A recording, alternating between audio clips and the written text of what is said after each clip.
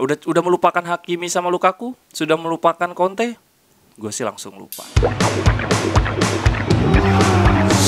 Jerewetan ceking kita, nyerewetin apa aja. Halo teman-teman, ketemu lagi di Cerewetin Inter. Hari Minggu yang sangat menyenangkan karena tadi malam, Sabtu malam jam 11:30 ya, kita nonton Inter lawan Genoa. Ini sama persis dengan debut Antonio Conte 2 musim yang lalu, 4-0 lawan Lecce. Kita 4-0 lawan Genoa. Golnya dicetak yang pertama Skriniar, yang kedua Hakan Çalhanoğlu, ketiga Vidal, 4 Dzeko.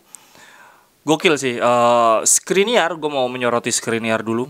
Ini adalah pemain yang musim lalu sebelum Scudetto di awal musim ditawar Spurs habis-habisan. Conte juga nyaris nggak percaya, lebih baik dijual dan nyari back yang lain, karena di musim pertama Conte Skriniar nggak bisa adaptasi dengan 3 back, dan akhirnya dia musim lalu solid dan malam ini juga solid, plus nyetak 1 gol. Cornernya Hakan, aduh, bagus banget.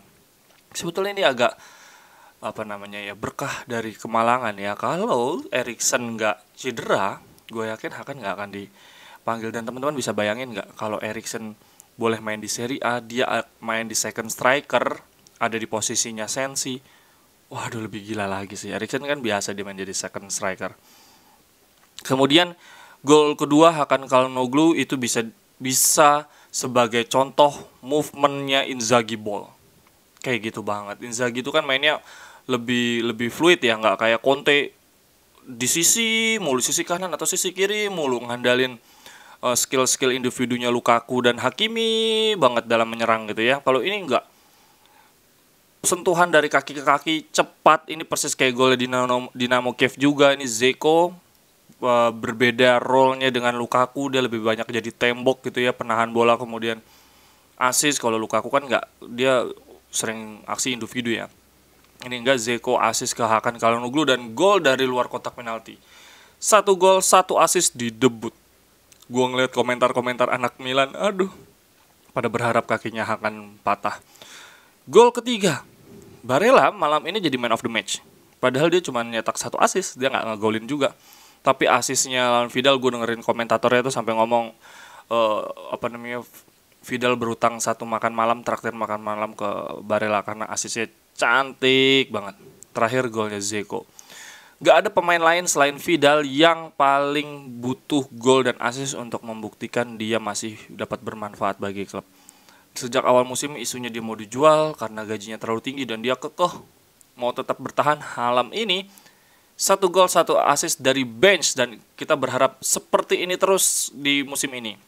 Vidal nggak apa-apa, dia jadi super sub kita di lini tengah. Beberapa catatan gue lainnya, semua gol pada malam ini ada asisnya, bukan aksi individu, bukan karena error musuh. Inzaghi benar-benar menunjukkan ramuannya, dan yang paling gokil adalah Skriniar sama Bastoni majunya gila-gilaan. Ngos-ngosan gue nonton Inzaghi ball. Bastoni jarang-jarang loh diganti karena kelelahan saking capeknya ya. Dan ketika Bastoni diganti, Dumfries di sisi kanan, Darmian yang jadi bek kiri ngisi posisi Bastoni, dan sama aja majunya jauh banget.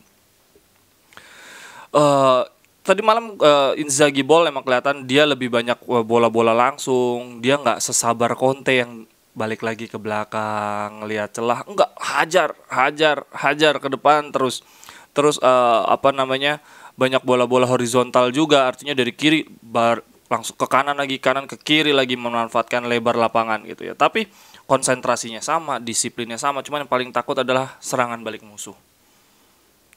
Ini lawan Genoa aja berapa kali kita hampir kecolongan, gimana ngelawan klub yang punya lini depan lebih bagus. Oh iya, gol Dzeko tuh yang 9 tuh nunjukin dia emang finishingnya.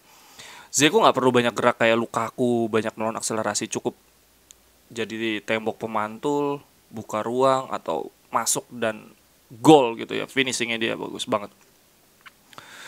Kemudian pressingnya juga, Inzaghi pressingnya lebih gokil. Coba kita dapat Pintus, wah ini fisiknya kita dengan Inzaghi ball cocok banget.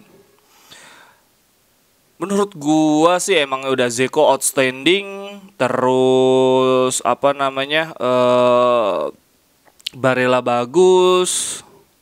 Menurut gua man of the match-nya sebetulnya Hakan Calhanoglu sama Barella nilainya sama-sama 8 menurut gua. Walaupun man of the match-nya menurut gua lebih cocok Hakan karena dia ada torehan statistik lebih bagus. Kemudian Zeko dan Vidal menurut gua 7,5. Skriniar, Darmian, Brozovic, Perisic, Di Marco bagus loh walaupun main cuman sedikit. Perisic ini dua kali offside, pergerakannya suka aneh-aneh sih. Cuma Perisic kayaknya akan jadi Lazarinya si Lazarinya Inzaghi di Inter deh, yang banyak assist dengan kecepatan-kecepatannya. Sementara Dumfries akan seperti Gosen kayaknya di Atalanta, wingback yang banyak gol karena menusuk ke kotak penalti. Dumfries seperti gue juga udah pernah bilang di episode sebelumnya, dia asisnya nggak begitu bagus, crossingnya nggak begitu bagus, tapi dia sering meledak-ledak masuk ke kotak penalti lewat dribblenya atau lewat sundulannya.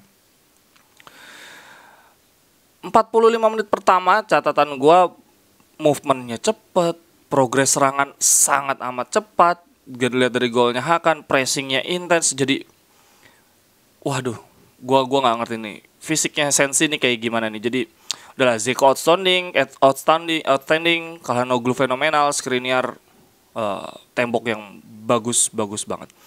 Di selesai pertandingan ada konferensi pers, Calhanoglu ngomong gini, "It's easy to play with teammates who have quality." Mudah banget, gampang banget main dengan tim yang banyak pemain-pemain berkualitas. Sakit banget fans Milan denger kayak gini.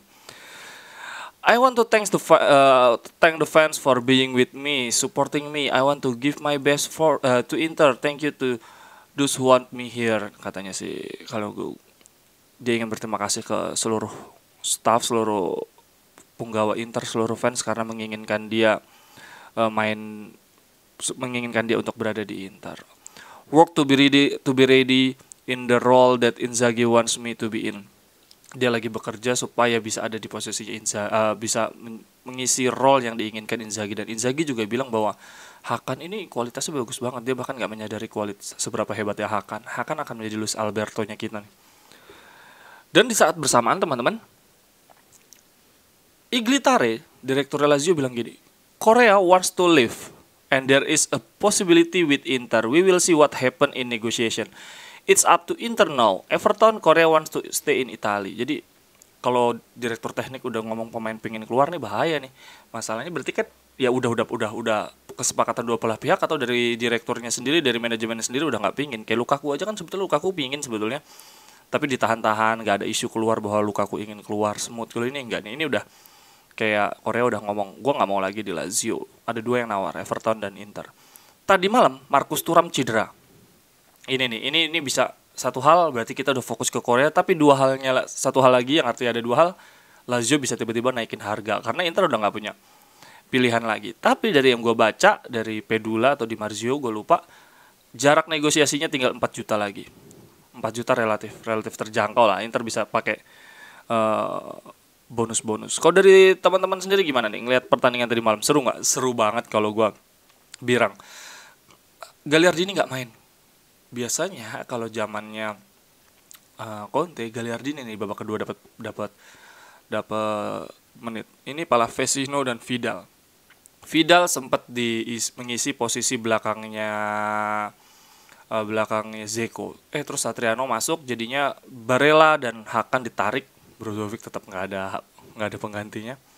Jadinya Vecino dan Vidal, 2V dari Amerika Latin.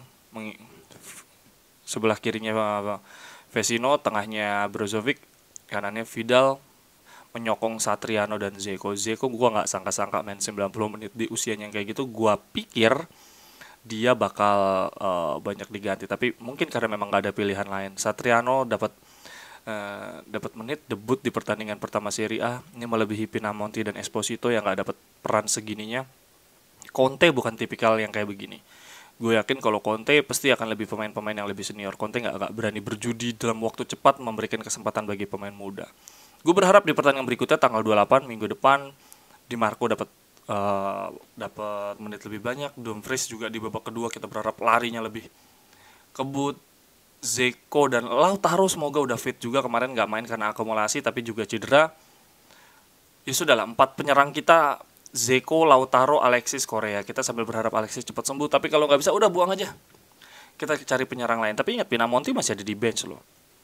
Jadi Korea sebagai second striker lebih dinamis dibandingkan Lautaro. Lautaro tuh kan nggak begitu jago gocek-gocek, meliuk-liuk, cari posisi, assist nggak begitu bagus. Dia jadi second striker bagus sih, tapi nggak yang kayak gitu. Dia lebih tipikal pencetak gol banget, bukan yang buka ruang. Sebetulnya untuk posisi second striker, kalau Alexis Sanchez kontribusinya sama kayak musim lalu, terus kita punya Korea, udah bagus sih.